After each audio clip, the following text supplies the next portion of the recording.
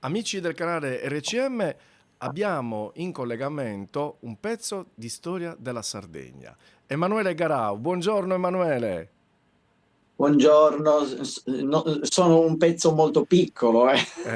Un pezzo grande e importante perché tu non solo stai portando e stai diffondendo la cultura della Sardegna nel mondo, ma sei anche uno scrittore perché hai scritto anche un libro da non molto, se non sbaglio, Emanuele. Recentemente ho pubblicato un lavoro che era praticamente il mio vissuto con Maria Carta, che ho conosciuto quando ero un ragazzino. E avevo già scritto una prima biografia a lei dedicata che era stata pubblicata nel 98. Ecco. E dopo tanti anni ho pensato di, così, come una sorta di fotografia del mio vissuto, di cercare di fermare nel tempo quelli che erano i ricordi che io conservo di questa grande donna, di questa grande artista della nostra isola. Bellissimo, io ricordo che piansi il giorno che ho sentito alla radio la notizia della sua scomparsa perché mio papà era un fan sfegatato di Maria Carta, quindi sentivo tutti i suoi dischi e quando mi vengono i brividi adesso che me l'hai citata, mi misi a piangere perché è stata una grande scomparsa per la nostra terra. Ecco, tu dal 2021 conduci anche una trasmissione radiofonica in Rai dedicata a Maria Carta. No, dal 2021 collaboro con Radio Rai Sardegna Ah, con diversi progetti legati prevalentemente alle tradizioni popolari. Poi lo scorso anno in realtà era un progetto iniziato nel 2024 ecco. perché ricorrevano i 90 anni dalla nascita di Maria Carta, i 30 anni dalla sua scomparsa e ho scritto questa trasmissione radiofonica che era a ripercorrere un po' la sua vita e con l'aiuto di Clara Farina e poi era una bella trasmissione ho cercato di inserire anche brani musicali poco conosciuti di Maria, poi io conservo tanto materiale per cui ogni tanto inserivamo qualcosa di inedito, concerti dal vivo oppure sue testimonianze, dichiarazioni e quindi insomma diciamo che si è sviluppata tra la fine del 2024 e l'inizio del 2025.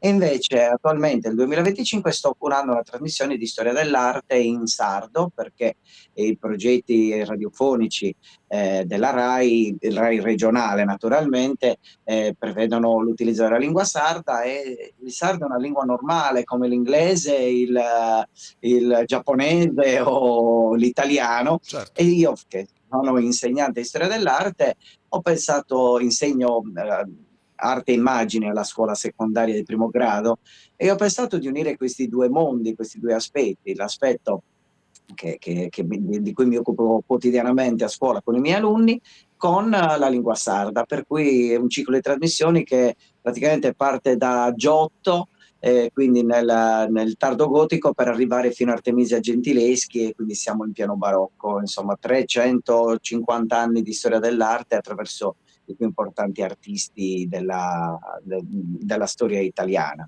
Non vuole essere una sviolinata, ma quanto sono fortunati i tuoi alunni ad avere un professore come Emanuele.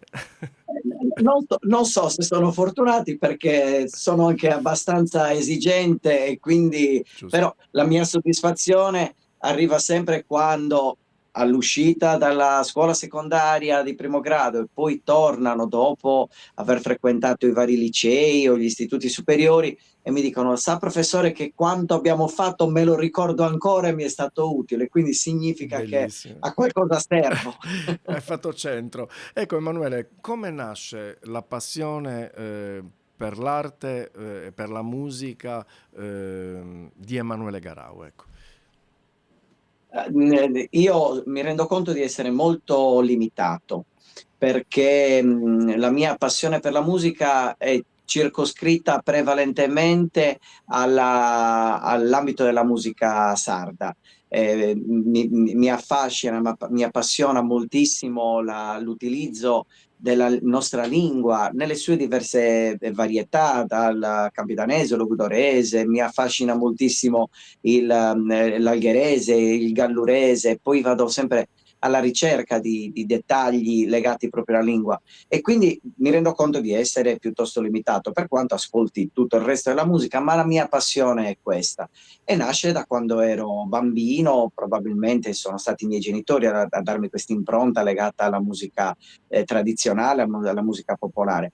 E per quanto riguarda l'arte più in generale, il mio ricordo da quando ero un bambino è di me stesso con una matita in mano, dove mi esprimevo attraverso il segno grafico, che poi ho ricondotto attraverso gli studi al liceo artistico, all'Accademia di Belle Arti. Diciamo che è una forma di espressione. Ognuno di noi ha bisogno di raccontare se stesso, ciò che porta dentro se stesso in forme diverse. Io utilizzo un po' il disegno, un po' il canto, la parola, non so, queste cose.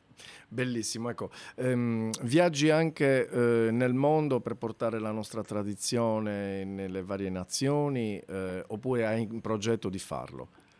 Mi è capitato in passato e sono state esperienze molto belle perché, come dice una mia cara amica, molto nota nell'ambito della musica popolare sarda, Anna Maria Puggioni, lei dice sempre: quando si va fuori dalla nostra isola per cantare la Sardegna, che ci piaccia o no, ci rendiamo in qualche modo ambasciatori della nostra cultura, soprattutto per chi fa musica popolare, musica tradizionale.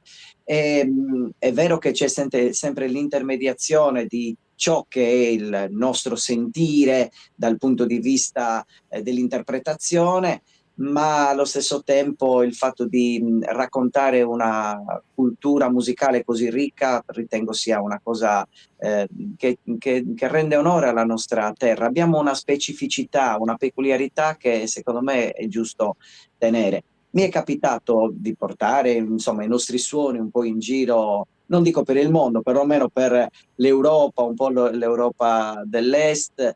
Mi piacerebbe farlo di più, però insomma, ognuno ha un suo percorso, per cui chi vivrà vedrà. Bellissimo, grazie. E dal tuo punto di vista, Emanuele, io ricordo, per esempio, negli anni 80, io avevo uno studio di registrazione dagli 85 sino al 95, era difficilissimo farci conoscere oltremare, ecco. Oggi, con la possibilità dei media, con la possibilità dei social, ecco, è cambiato qualcosa rispetto a quegli anni lì? Assolutamente sì, e il riscontro io l'ho avuto proprio nel momento in cui sono andato in luoghi dove non avevo idea mi conoscessero, e invece attraverso internet oggi diventiamo familiari anche dall'altra parte del mondo. Recentemente io da tanti anni mi occupo anche di ballo tradizionale, e diversi anni fa avevo pubblicato un libro dove c'erano delle video lezioni di ballo sardo, video lezioni esplicative. Certo. Ho caricato qualcuna di queste video lezioni su YouTube e mi stanno arrivando tantissimi riscontri, soprattutto da maestri di balli popolari. Mi è arrivato un contatto dal Brasile, per esempio, un altro in varie parti d'Italia, ma anche dal nord della Francia, persone che erano contenti di avere uno strumento didattico che potesse essergli utile per poter imparare e magari rinsegnare anche i nostri balli popolari. Quindi internet, insomma, viviamo in un'epoca molto bella da questo punto di vista. Bellissimo, questa è una cosa che ci incoraggia tantissimo. Emanuele, chiudiamo l'intervista perché so che sei impegnatissimo con un incoraggiamento ai giovani e come possono approcciare con la lingua sarda, col mondo della musica sarda, con i testi sardi, ecco, come poter iniziare a entrare dentro questa cultura. Guarda, io ho rilevato in questi ultimi anni con grande piacere il fatto che tantissimi giovani si stanno sempre di più avvicinando alla nostra forma identitaria, in maniera leggermente diversa dalla tradizione, ma la cultura si evolve come per la lingua, come per la musica, per cui questi giovani che oggi hanno 20 anni, 25 anni, si approcciano alla musica tradizionale dando una loro cifra particolare che subisce le influenze dal mondo che ci circonda, quindi dalla musica che può arrivare dal Latino America piuttosto che dal mondo arabo o dall'estremo oriente asiatico. E questo però crea una caratteristica diversa. E ripeto, i social sono il volano fondamentale, perché se si ha la capacità, la fortuna di caricare su internet un proprio brano, e questo brano diventa, come si dice, virale, e allora a quel punto non ci sono più limiti, lo si può ascoltare da qualsiasi parte del mondo. Faccio piccolissimo esempio: c'è la nostra cara amica Maria Luisa Congiu, che è conosciutissima in Sardegna, la cui figlia vive in Corea e fa la cantante professionista, e ogni tanto qualcosa di sardo, come dire, svicola Bellissimo. tra le linee del suo repertorio, per cui veramente siamo diventati una grande comunità globale. Questo è interessante. Grazie per queste testimonianze, per queste notizie, grazie per il tuo tempo prezioso che ci hai dedicato. Grazie a voi. Grazie a voi, è stato un piacere e un grande onore essere preso in considerazione da voi. Grazie davvero. Grazie, da Emanuele Garau e da Maurizio Caso è tutto. Ciao, ciao a tutti.